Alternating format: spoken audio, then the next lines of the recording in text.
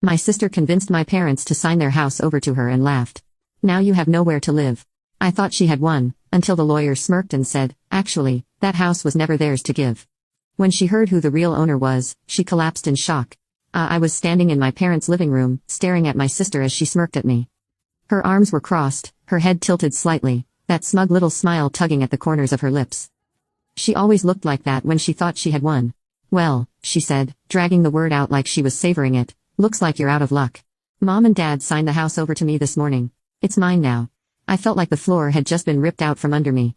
This was my childhood home, the house where I took my first steps, where we celebrated birthdays, where I sat with my mom in the kitchen, late at night, talking about life.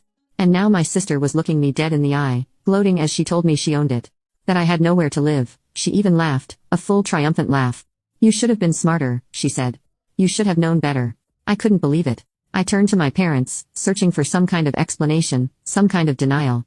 But my mom wouldn't look at me. My dad just sighed and rubbed his temple, avoiding my gaze. They knew. They had done it willingly. I clenched my fists. Why would you do this? My voice was shaking, but I didn't care. Why would you give her the house? You know I live here. You know I've been the one taking care of everything. My mom finally looked at me, but there was no guilt in her eyes, just exhaustion. She's family, she said. I'm family too. I snapped. That's my house as much as it is yours. My sister snorted. Was, she corrected. Not anymore. I had worked my whole life to keep this house running. When my dad got sick, I was the one who drove him to his appointments. When my mom couldn't handle the bills, I stepped up. I had poured my time, my money, my effort into keeping this place standing.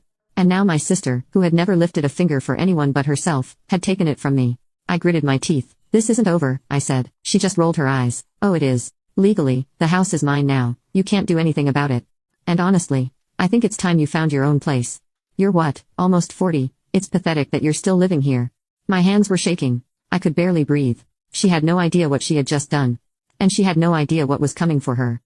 Because what she didn't know, what none of them had even bothered to look into,